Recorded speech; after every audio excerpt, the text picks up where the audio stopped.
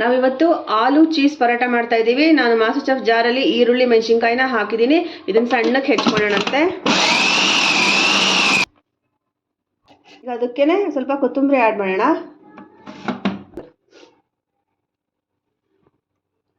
ಈಗ ಕೊತ್ತಂಬರಿ ಆ್ಯಡ್ ಮಾಡಿದ್ದೀನಿ.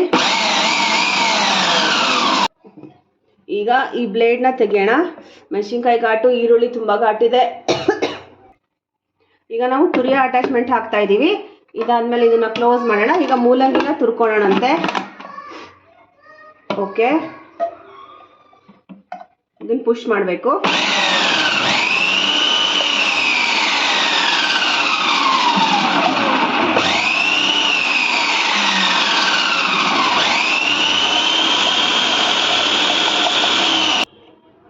ಇಲ್ಲಿ ನೋಡಿ ತುರಿದಿದೆ. ಇದು ಸ್ವಲ್ಪ ಉಳಿದಿರುತ್ತಲ್ಲ, ಇದನ್ನ ಸ್ವಲ್ಪ ಸಣ್ಣಕ್ಕೆ ಹೆಚ್ಕೊಂಡು ಇದಕ್ಕೆ ಆ್ಯಡ್ ಮಾಡೋಣಂತೆ. 1 ನಿಮಿಷನೂ ಬೇಡ, ಅರ್ಧ ನಿಮಿಷದಲ್ಲಿ ಆಗೋಗುತ್ತೆ. ಇದು ನೋಡ್ರಿ, ಚೆನ್ನಾಗಿ ರಿಮೂವ್ ಮಾಡ್ಬೋದು ಈಸಿಯಾಗಿ. ನೀವು ಕ್ಯಾರೆಟ್ ತುರಿದಿದ್ದ ಪಲ್ಯ, ಬೀಟ್ರೂಟ್ ತುರಿದಿದ್ದ ಪಲ್ಯ, ಮೂಲಂಗಿ, ಸಾಸಿವೆ ಎಲ್ಲ ಮಾಡಬೇಕು ಅಂದರೆ ಇದು ತುಂಬಾನೇ ಅನುಕೂಲ. ಆ ತುರಿಯೋದ್ರನ್ನ ಅಟ್ಯಾಚ್ಮೆಂಟ್ ತೆಗೆದು ಈಗ ನಾನು ಹಿಟ್ಟು ಕಲಸೋ ಅಟ್ಯಾಚ್ಮೆಂಟ್ ಹಾಕ್ತಾ ಇದ್ದೀನಿ. ನಮ್ಮ ಮನೇಲಿ 2 ಮಸಾಲಾ ಬಾಕ್ಸ್ ಇದೆ. ಒಂದು ಸಾಂಬಾರ್ ಬಾಕ್ಸ್, ಇನ್ನೊಂದು ಮಸಾಲ ರುಬ್ಬಿರೋದು. ಇದರಲ್ಲಿ ಪೆಪ್ಪರ್ ಪೌಡರ್, ಜೀರಿಗೆ, ಕೊತ್ತಂಬರಿ ಕಾಳಿನ ಪುಡಿ ಎಲ್ಲ ಇದೆ. ಈಗ ನಾನು ಇದಕ್ಕೆ ಎಲ್ಲ ಹಾಕ್ಬಿಡ್ತೀನಿ. ಗೋಧಿ ಹಿಟ್ಟು 2 ಇಂದ 3 ಬೌಲ್ ಹಾಕ್ತೀನಿ. ನಮಗೆ ಖಾರ ಬೇಕು ಅಂತ ಹೇಳಿ ಒಂದು ಸ್ವಲ್ಪ 7-8 ಮೆಣಸಿನ್ಕಾಯಿ ಹಾಕಿದ್ದೀನಿ, ಬೆಂಗಳೂರು ಮೆಣಸಿನ್ಕಾಯಿ. ಈಗ 3 ಆಯಿತು. ಇದು ಸ್ವಲ್ಪ 3 and half. ಸ್ವಲ್ಪ ಉಪ್ಪು ಹಾಗೆ ತಿನ್ನಬೇಕು ಅನ್ನಂಗಿದ್ರೆ ಸ್ವಲ್ಪ ಉಪ್ಪು ಜಾಸ್ತಿ ಹಾಕ್ಕೊಳ್ಳಿ. ಈಗ ನಾನು ಉಪ್ಪನ್ನ ಆ್ಯಡ್ ಮಾಡ್ತಾ ಇದ್ದೀನಿ. ಸ್ವಲ್ಪ ಉಪ್ಪು ಜಾಸ್ತಿ ಇದ್ರೇ ಸ್ವಲ್ಪ ಚೆನ್ನಾಗಿರುತ್ತೆ, ಇಲ್ಲ ಸಪ್ಪೆ ಸಪ್ಪೆ ಆಗಿಬಿಡುತ್ತೆ. ಈ ಸ್ಪೂನಿಂದ 3-4 ಸ್ಪೂನ್ ಹಾಕ್ತಾ ಇದ್ದೀನಿ. ಆಮೇಲೆ ನೀವು ಹಿಟ್ಟು ಕಲಿಸ್ಮೇಲೆ ಒಂಚೂರು ನೋಡಿ, ಉಪ್ಪ ಕಡಿಮೆ ಆದರೆ ಹಾಕ್ಕೊಳ್ಳಿ. ಇದಕ್ಕೆ ಇನ್ನು ಸ್ವಲ್ಪ ನಾನು ಖಾರದ ಪುಡಿ, ಖಾರ ಬೇಕು ಅಂದರೆ ಸ್ವಲ್ಪ ಜಾಸ್ತಿ ಮಾಡ್ಕೊಳ್ಳಿ, ಖಾರ ಚೆನ್ನಾಗಿರುತ್ತೆ. ಆಮೇಲೆ ಸ್ವಲ್ಪ ಮನೇಲಿ ಮಾಡಿದ್ದ ಸಾಂಬಾರು ಪುಡಿ, ಆಮೇಲೆ ಅರಿಶಿನದ ಪುಡಿ, ಪೆಪ್ಪರ್, ಈಗ ಫ್ರೆಶ್ ಆಗಿ ಮಾಡ್ಕೊಂಡಿದ್ದು ಕೊತ್ತಂಬರಿ ಕಾಳಿನ ಪುಡಿ ಹಾಕ್ಕೊಂಡೆ. ಆಮೇಲೆ ಜೀರಿಗೆ ಪುಡಿ. ಇಷ್ಟು ಹಾಕ್ಕೊಂಡು ಮಾಡಿದ್ರೆ ಏನು ಚೆನ್ನಾಗಿರುತ್ತೆ ಅಂದರೆ ತುಂಬ ಚೆನ್ನಾಗಿರುತ್ತೆ. ಉಪ್ಪು ಅಷ್ಟೇ ನೋಡಿ ಹಾಕ್ಕೋಬೇಕು. ಸ್ವಲ್ಪ ಸಪ್ಪೆ ಆದರೆ ತಿನ್ನೋಕ್ಕೆ ಚೆನ್ನಾಗಿ ಅನಿಸಲ್ಲ. 2-3 ಸ್ಪೂನ್ ಎಣ್ಣೆ ಹಾಕ್ತಾ ಇದ್ದೀನಿ. ಇದಕ್ಕೆ ನೀರನ್ನ ನೋಡಿ ಹಾಕ್ಕೊಳ್ಳಿ, ಯಾಕಂದರೆ ಮೂಲಂಗಿನಲ್ಲಿ ಸ್ವಲ್ಪ ನೀರಿನ ಅಂಶ ಇರುತ್ತೆ. ಓಕೆ, ನಾವು ಈಗ ಕಲಸೋಣ.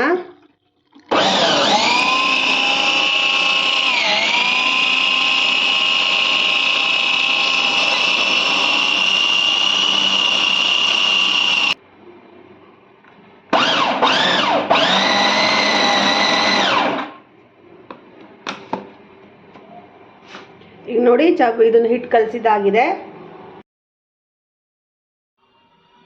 ಈಗ ನಾನು ಚಪಾತಿ ಉಳ್ಳಿ ಮಾಡಿಕೊಂಡು ಇದನ್ನು ಕರೆಕ್ಟಾಗಿ ಹಾಫ್ ಮಾಡಿಕೊಂಡು 2 ಉಳ್ಳಿ ಮಾಡಿಬಿಟ್ಟು ಈ ಥರ 4 ಮಾಡ್ಕೊಂಡಿದ್ದೀನಿ. ಇದು ಚೀಸ್ ಇದೆ ಅಲ್ಲ, ಈ ಚೀಸ್ನ ಈ ಥರ ಸಣ್ಣ ಸಣ್ಣ ಪೀಸಸ್ ಆಗಿ ಮಾಡ್ಕೊಂಡಿದ್ದೀನಿ. ಈಗ ಇದನ್ನು ಇದ್ರ ಮೇಲೆ ಹಾಕ್ತೀನಿ, ಸ್ಪ್ರೆಡ್ ಮಾಡ್ತೀನಿ. ಈ ಥರ ಹಾಕಿದ್ಮೇಲೆ ಇದನ್ನು ಈ ಥರ ಕವರ್ ಮಾಡಿ ಇದನ್ನು ಉದ್ದಿ ಎಣ್ಣೆ ಹಚ್ಚಿ ಬೇಯಿಸ್ಬೇಕು. ನೋಡಿ, ಕ್ಲೀನಾಗಿ ಕವರ್ ಆಗಂಗೆ ಕ್ಲೀನಾಗಿ ಪ್ರೆಸ್ ಮಾಡಿಬಿಡಿ.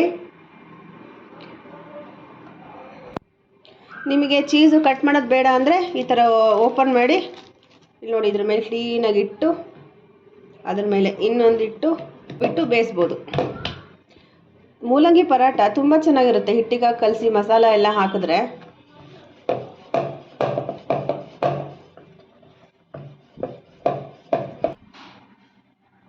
ಈಗ ಹಂಚು ಕಾದಿದೆ, ನಾವೀಗ ಎಣ್ಣೆ ಹಾಕ್ತಾ ಇದ್ದೀವಿ. ಅದು ಚೀಸ್ ಹಾಕಿದ್ವಲ್ಲ ಆ ಪರಾಟ.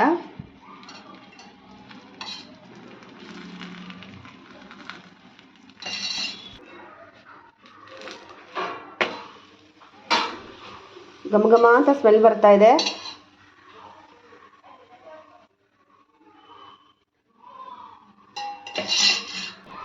ನೆಕ್ಸ್ಟ್ ಇದು ರೆಡಿ ಇದೆ. ನೆಕ್ಸ್ಟ್ ಅವೆರಡನ್ನ ಒಳಗಡೆ ಪೀಸಸ್ ಹಾಕಿ ಮಾಡಿದ್ದೀನಿ. ಡಬಲ್ ಲೇಯರ್ ಇದೆ ಇದು, ನೋಡ್ಬೋದು. ಇನ್ನೂ ಇಷ್ಟು ಹಿಟ್ಟಿದೆ. ಓಕೆ, ಇಲ್ಲಿ ನೋಡ್ಬೋದು, ಬಿಸಿ ಬಿಸಿ ಮೂಲಿ ಚೀಸ್ ಪರಾಟ ರೆಡಿಯಾಗಿದೆ. ಸುಡ್ತಾ ಇದೆ, ಇದು ಮುರಿಯೋಕ್ಕಾಗಲ್ಲ. ಟೇಸ್ಟ್ನ ನೋಡಿ ಹೇಳ್ತೀನಿ, ತುಂಬ ಬಿಸಿ ಇದೆ.